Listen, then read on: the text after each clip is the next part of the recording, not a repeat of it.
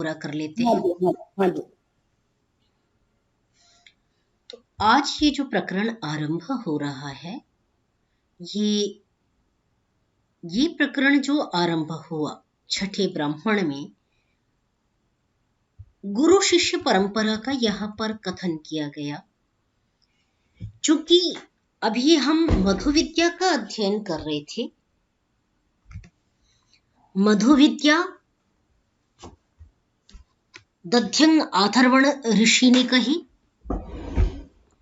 और इसका अध्ययन करते समय आपने देखा भी यहाँ भी दध्यंग अथर्वण ऋषि का नाम आया। तो दध्यंग अथर्वण ऋषि प्राचीन हैं और उनका कथन आप्तवचन है। उन्होंने जो आविष्कार किया, उन्होंने जो अनुसंधान किया, वो प्रामाणिक है।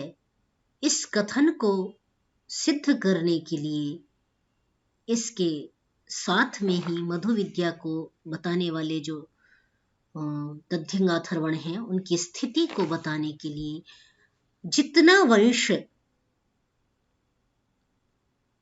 उपनिषद के संग्रहकर्ता को पता था, ऋषि को पता था, उन्होंने अपनी जानकारी का उतना पूरा यह वंशावली प्रकट की।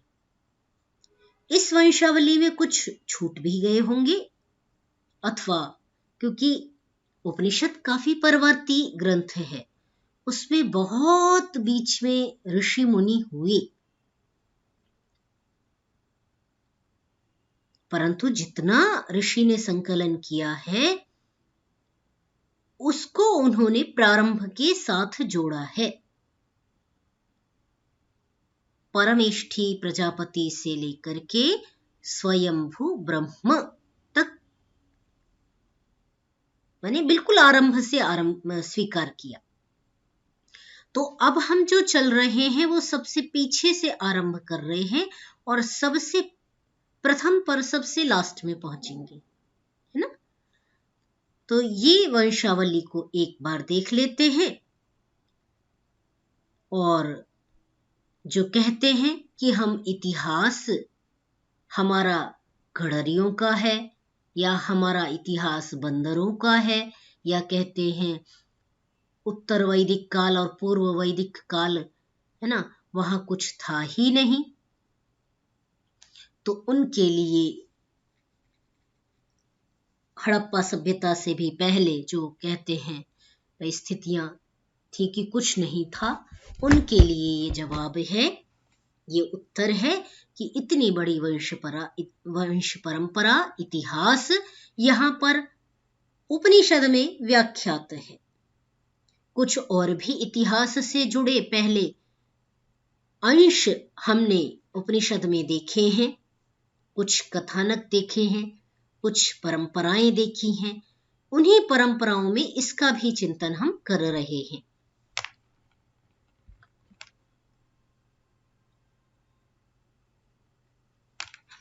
देखते हैं। अथ वंशः पौतिमाश्यः गौपवनात्। जो पौतिमाश्य ऋषि हुए, उन्होंने गौपवन से शिक्षा ली। गौपवनः पौतिमाश्यात्। और जो गौपवन है उन्होंने पौतिमाश्य प्रथम से शिक्षा ली। ठीक है। जैसे अब आप कई बार देखेंगे गुरु शिष्य के नाम भी दोनों के ही समान आ रहे हैं, और कई बार एक ही नाम दो बार आ रहा है। जैसे यहीं पर आप पहले ही नाम में देख रहे हैं कि पौतिमाश्य ने गौपवन से ली और गौपवन ने पौतिमाश्य से ली, तो भ्रम की स्थिति बन जाएगी। ऐसा नहीं है। पौतिमाश्य गौपवन, ये जिनसे पौतिमाश्य ने गौपवन से शिक्षा ली, तो गौपवन ने जो शिक्षा दी है वो पौतिमाश्य द्वितीय को दी है, और गौपवन ने जो शिक्षा ग्रहण की है वो पौतिमाश्य प्रथम से शिक्षा ग्रहण की है। ठीक है। पौतिमाश्यः गौपवनात्, है ना। हाँ ठीक है, पौतिमाश्यः गौपवनात्, गौपवनः पौतिमाश्यात्, फिर कहा कि पौतिमाश्यः गौपवनात्। जो ये 3 को ले लें, बल्कि तृतीय, द्वितीय और प्रथम, ठीक है, इस तरह लगा लेंगे तो तीनों का ही स्थान निश्चित हो जाता है। तो सर्वप्रथम तृतीय को ले, फिर द्वितीय को लेना है, फिर प्रथम को लेना है। तो पौतिमाश्य से पौतिमाश्य ने शिक्षा ग्रहण की, ठीक है। आगे देखें, एक पौतिमाश्यः गौपवनः, गौपवनः पौतिमाश्यात्, पौतिमाश्यः गौ, ठीक है। गौपवनः कौशिकात्, गौपवन ने कौशिक से शिक्षा ग्रहण की, कौशिक ने कौंडिन्य से शिक्षा ग्रहण की, और कौंडिन्यः शांडिल्यात्, जो कौंडिन्य ऋषि हैं उन्होंने ऋषि शांडिल्य से शिक्षा ग्रहण की, शांडिल्य ऋषि ने कौशिक ऋषि से शिक्षा ग्रहण की। देखिए ये वंश भी अभी भी प्रचलन में, कौंडिन्य ब्राह्मण है या शांडिल्य ब्राह्मण है, वो अपने नाम के बाद भी लगा रहे होते हैं ना। तो उनके गुरु कौन हुए ये देख सकते हैं साथ साथ। तो इस प्रकार शांडिल्य कौशिका, जो शांडिल्य हुए उन्होंने कौशिक प्रथम से शिक्षा ग्रहण की, गौतमात्, गौतम जो गौतम पुत्र हैं उन्होंने गौतम पिता से शिक्षा ग्रहण की, जो प्रथम गौतम हैं उनसे शिक्षा ग्रहण की। तो इस तरह लोक में भी आप देखते हैं कि गौतम ऋषि, है ना, अब दर्शन के निर्माता जो हैं वहां भी आप देखते हैं गौतम, कणाद, कपिल, पतंजलि। तो वहां भी अब आपको कई बार ये संदेह की स्थिति बन जाती है कि भाई कौन सा गौतम कहा जा रहा है। अभी इसमें भी आगे भी फिर से गौतम आ रहे हैं, है ना। तो ये जो परंपराओं में अलग अलग जो नाम आ रहे हैं, है ना, आगे भी देखेंगे। जैसे यहाँ भी गौतम आ गया, कौशिक के संदर्भ में गौतम आए, फिर उनके गुरु भी गौतम ही हुए। आगे जब मांटी और उनका कथन कर रहे हैं वहां पे फिर गौतम का कथन कर रहे हैं, है ना। भारद्वाज गौतमाच्च गौतमो, यहाँ भी लिया, और ऊपर भी आया आनभिमलातात् आनभिमलातः, यहाँ भी गौतम का ग्रहण है। तो अपने अपने काल के ये सभी ऋषि हैं। अब वंश परंपरा से आगे पीछे कौन से वाले गौतम ने किस ग्रंथ का ज्ञान दिया, किसका वो वंश, किस गौतम की बात की जा रही है, ये शास्त्रों के दर्पण में ही समझा जा सकता है। आगे देख लें, आगे कहते हैं आग्निवेश्यात् आग्निवेश्यः, आग्निवेश्य से ही, जो आग्निवेश्य ने आग्निवेश्य से ही ग्रहण किया ज्ञान। शांडिल्याच्च आनभिमलाताच्च अनभिमलातः, इन दोनों से, ठीक है, शांडिल्य और, चूंकि दो नाम एक साथ पंचमी में ले रहे हैं, आग्निवेश्यः, अच्छा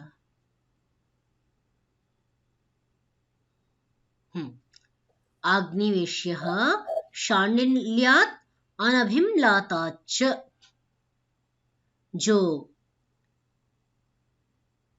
आग्निवेश्य हैं उन्होंने शांडिल्य से और आनभिमलात, इन दोनों से शिक्षा ग्रहण की। आनभिमलातः आनभिमलातात्, जो आनभिमलात हैं उन्होंने आनभिमलात से ही शिक्षा ग्रहण की, ठीक है। आनभिमलातः आनभिमलातात्, और जो यहां भी उसी प्रकार तृतीय द्वितीय प्रथम लगा ले, आनभिमलात हैं उन्होंने पूर्ववर्ती आनभिमलात से किया, और जो आनभिमलात हैं उन्होंने गौतम से शिक्षा प्राप्त की। गौतम ने सैतव प्राचीन योग्याभ्याम, दो ऋषियों से शिक्षा ग्रहण की थी। दो जो ऋषि हैं वो है सैतव और प्राचीन योग्य। दो ऋषियों के चरणों में बैठ करके गौतम ने शिक्षा ग्रहण की थी, इसलिए गौतम के ऋषि गुरु ये दोनों ऋषि हुए। सैतव प्राचीन योग्य पाराशर्यात्, परंतु इन दोनों के गुरु जो हैं वो एक ही हैं, पाराशर्य। ठीक है।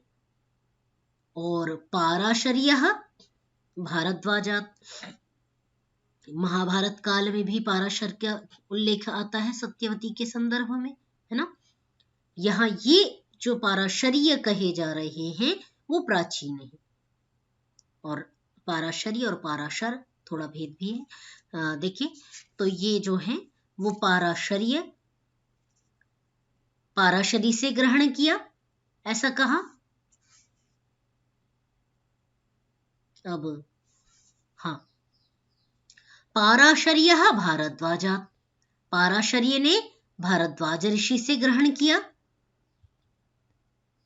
और जो भारद्वाज हैं, भारद्वाजः भारद्वाजात् गौतमाच्च, भारद्वाज ऋषि ने गौतम से और भारद्वाज से, दो से शिक्षा ग्रहण की। गौतमः भारद्वाजात्, गौतम ने भारद्वाज ऋषि से शिक्षा ग्रहण की। भारद्वाजः पाराशर्यात्, दो की बात की थी तो अलग अलग दोनों के ऋषि हैं, गुरु हैं, तो इसलिए दोनों का अलग अलग गिना दिया। गौतमः भारद्वाजात् और भारद्वाजः पाराशर्यात्। पाराशर्यः वैजवापायनात्, पाराशर्य ने वैजपायन से, वैजपायन ने कौशिकायन से, और कौशिकायन ने घृत कौशिक से शिक्षा प्राप्त की। घृत कौशिक ने पाराशर्य से। अब कितनी बार वही नाम आ रहे हैं, देख रहे हैं। तो वंश परंपरा में जैसे ये आप देखते हैं वासुदेव कहे जा रहे हैं, या जो हमने माने जितना हमारा ज्ञात इतिहास रहा, जो हमारे अभी बहुत करीब का है, तो उसमें हम वासुदेव इत्यादि नाम सुन रहे होते हैं ना। दाशरथी नंदन, तो पिता के नाम से संबोधन सुनाई दिया जाता है। कई बार गुरु के नाम से भी सुनाई दिया जाता है, और कई बार माता के नाम से भी सुना जाता है। जैसे गर्ग की संतान गार्गी, गार्गी का संतान गार्ग्यायन, या माता दाक्षी के संबंध में जैसे महर्षि पाणिनि के संबंध में आता है कि वो दक्ष से दाक्षी, और दाक्षी की पुत्र होने से, माता दाक्षी के पुत्र होने से वो महर्षि पाणिनि दाक्षी पुत्र ही वो भी कहलाए। दाक्षी पुत्रस्य पाणिनेः, वहां पर उनका इस प्रकार आता है कि वो दाक्षी पुत्र पाणिनि है, तो माता के नाम से भी संबोधन सुनाई दिया जाता है। और दाक्षी की संतान फिर वो दाक्षायण, तो वहां वो वंश परंपरा को माने एक ही नाम से दक्ष से दाक्षी, दाक्षी से दाक्षायण, वो गोत्रापत्य, अनंतरापत्य, युवापत्य, वहां पर पीढ़ियों की बात चल रही होती है। यहाँ पे गुरु परंपरा की चर्चा है।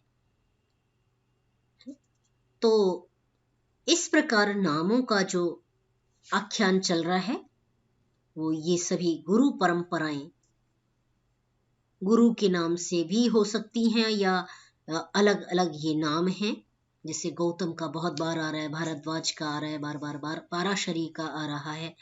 तो अपने अपने समय के वो गुरु का नाम ही उन्होंने उसके वंश को चलाने के लिए ही पुनः वही नाम का ग्रहण किया। उसी नाम को ग्रहण करके पाराशरी पुत्र जाने जाएं, या वो उस पदवी को प्राप्त कर रहे हैं, उस वंश को प्राप्त कर रहे हैं, इसलिए उनका वो नाम पड़ रहा हो, या उसी नाम से वो जाने जा रहे हैं, इस कारण से वो नाम वहां पर आ रहा है। ठीक है। आगे देख लेते हैं। घृत कौशिकः पाराशर्यायणात्। घृत कौशिक ने पाराशर्यायण से ग्रहण किया, पाराशर्यायण ने पाराशर्य से ग्रहण किया, और पाराशर्य ने जातुकर्ण्य से ज्ञान ग्रहण किया, जातुकर्ण्य ने आसुरायण से। एक हाँ, दो से ग्रहण किया। जातुकर्ण्य ने आसुरायण और यास्क से ज्ञान को ग्रहण किया। ये यास्क कौन से हैं, ये यहाँ पर स्पष्टता नहीं की गई, क्योंकि परवर्ती यास्क जो हैं, जिनका निरुक्त ग्रंथ जो वेदांग है ना, जो दर्शन इत्यादि से पहले गिने जाते हैं, वेद के समीपवर्ती ग्रंथ कहे जाते हैं। वेद को जानने में जिन 6 वेदांगों का कथन किया जाता है, उसमें एक निरुक्त भी है, और निरुक्त की रचना महर्षि यास्क ने की है, ऐसा जाना जाता है। ये यास्क कौन से हैं? परवर्ती यास्क हैं, क्योंकि उनसे पहले भी बहुत सारे निरुक्त हुए, ऐसा निरुक्त के अध्ययन में स्पष्ट होता है। तो एक यास्क की चर्चा यहां पर भी आ रही है। ये कौन से यास्क हैं? ये तो शास्त्रों के अंतः प्रमाण से ही सिद्ध किया जा सकता है। ब्राह्मण ग्रंथ पढ़ें, प्रातिशाख्य पढ़ें, अन्य अन्य जो ग्रंथ हैं उनके अध्ययन से ही, है ना, उपवेद हैं या वेदांग हैं, श्रौत सूत्र हैं, उन सब के अध्ययन के द्वारा ही इन पर कहीं कोई चर्चा, प्रकाश यदि विनिपातित किया गया होगा, तो उसमें ही उसका ज्ञान हो सकता है, भान हो सकता है।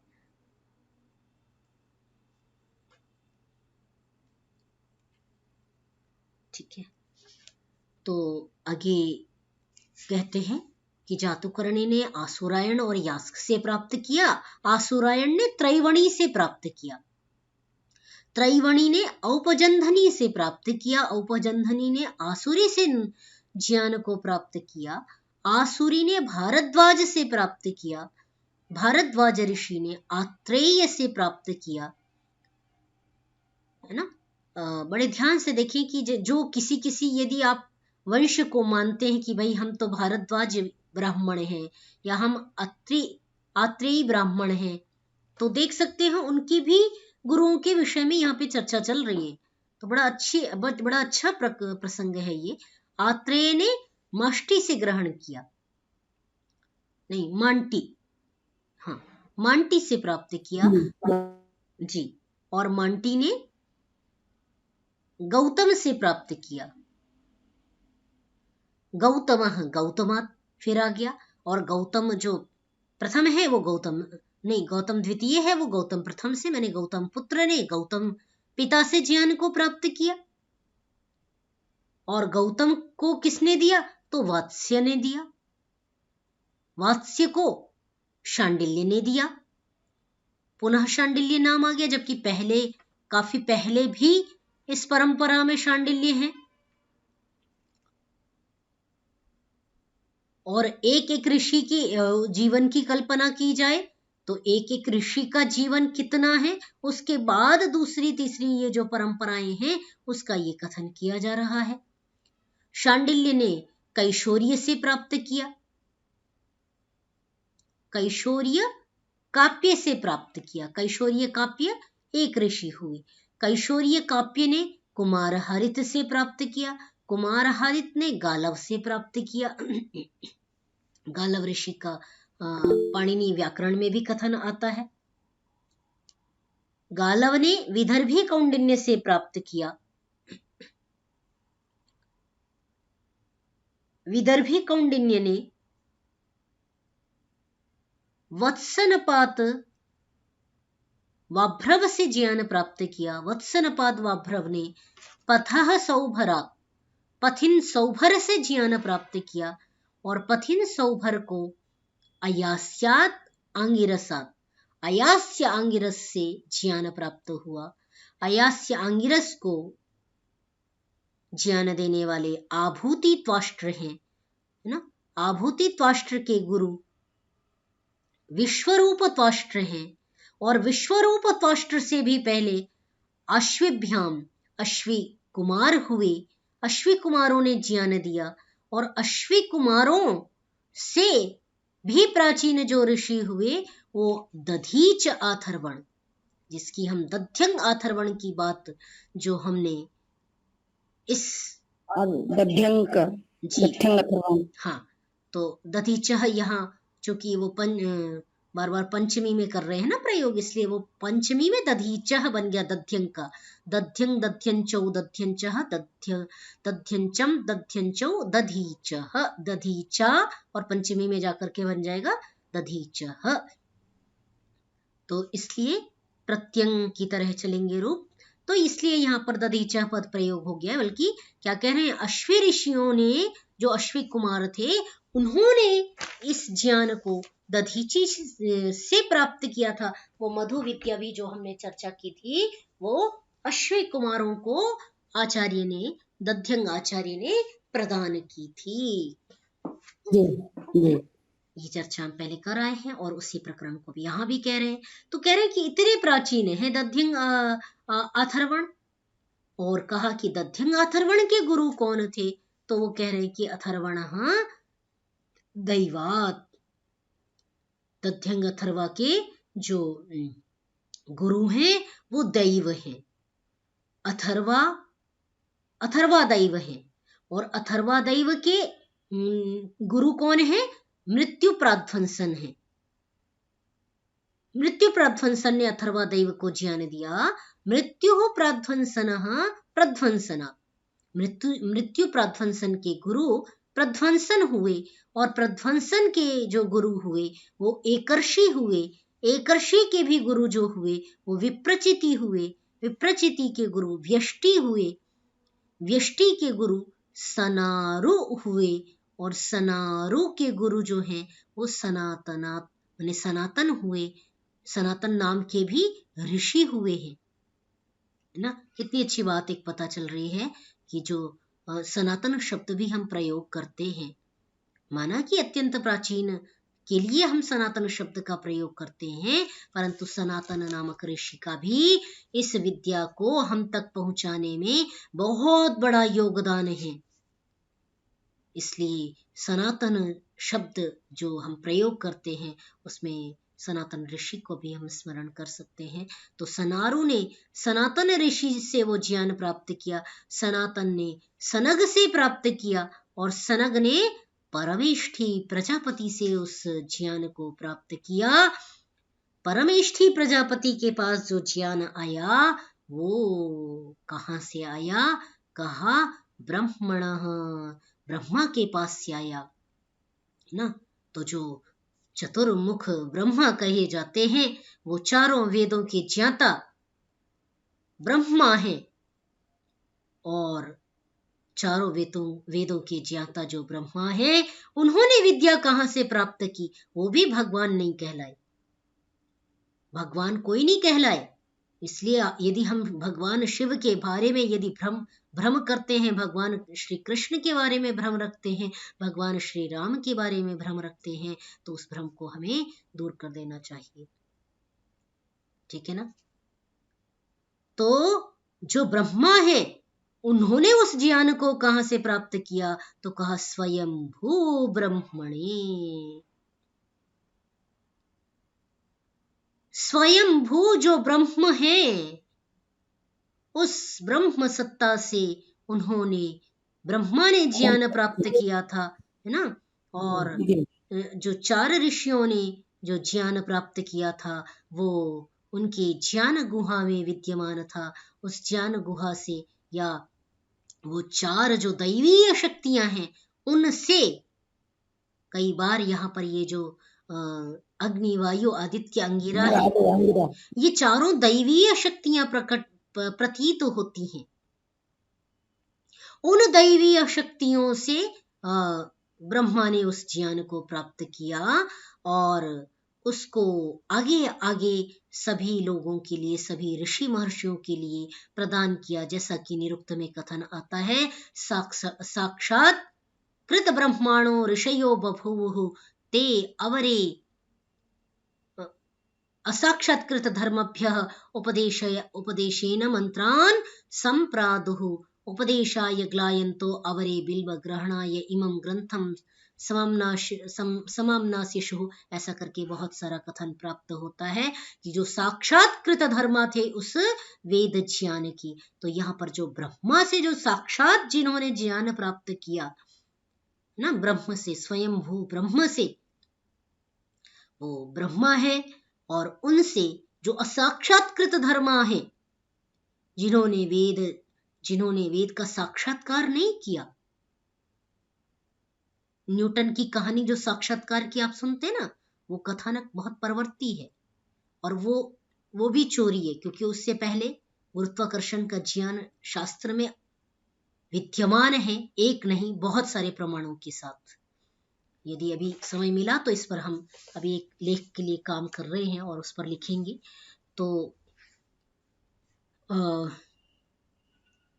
वस्तुतः तो जो साक्षात करता है, उस दैवीय ज्ञान को ग्रहण किया, वो स्वयंभू ब्रह्म से ब्रह्मा ने किया और ब्रह्मा से वह ज्ञान आगे के आगे ऋषियों में जा रहा है। देखिए, है ना, जैसा कि अभी हमने देखा कि ब्रह्मा से परमेष्ठी प्रजापति ने प्राप्त किया, परमेष्ठी से सनग ने प्राप्त किया, सनग से सनातन ने प्राप्त किया, सनातन से सनारु ने प्राप्त किया, सनारु से व्यष्टि ने प्राप्त किया, व्यष्टि से प्रचिति ने प्राप्त किया, प्रचिति से विप्रचिति ने प्राप्त किया। और ये परंपरा निरंतर आगे आगे आगे बढ़ती जा रही है। और जहां तक का वंश का यहाँ प्रवचन किया गया, वहां अंतिम ऋषि जो कहे गए वो पौतिमाश्य कहे गए।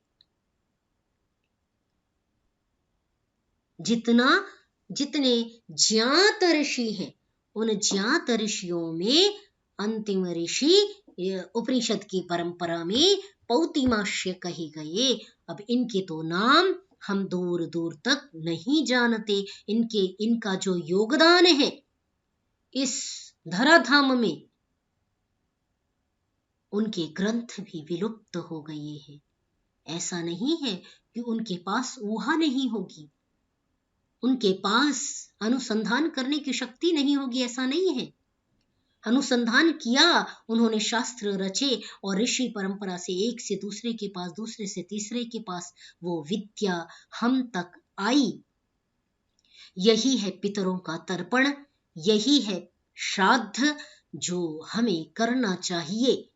यही है ऋण, ऋषि ऋण और पितृ ऋण। जो हम पितृ ऋण कहते हैं, वो ऋण यही ऋण है। ऋषियों ने जो विद्या इतनी परंपरा से,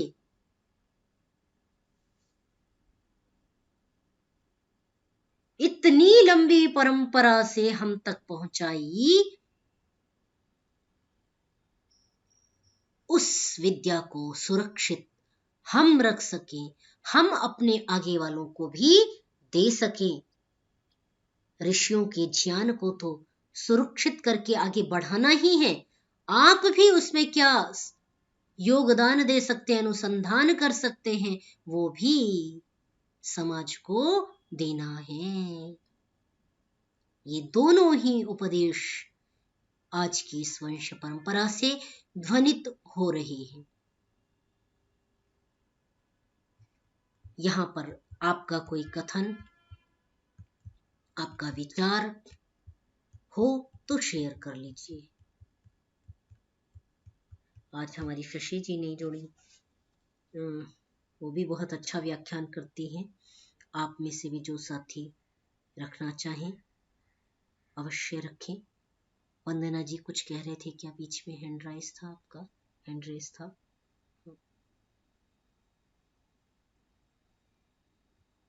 कोई भी साथी? ना महोदय, सुप्रभातम, क्षम्यताम, गलती से हो गया था वो। ना कोई बात नहीं, सुप्रभात। हाँ, अन्य कोई साथी कुछ अपना विमर्श रखना चाहे, इस पर चिंतन रखना चाहें तो अति प्रसन्नता होगी। आज के लिए इतना ही करते हैं। नया प्रकरण फिर कल आरंभ करेंगे। जनक का ये जो कथानक है, इस कथानक को हम कल आरंभ कर लेंगे।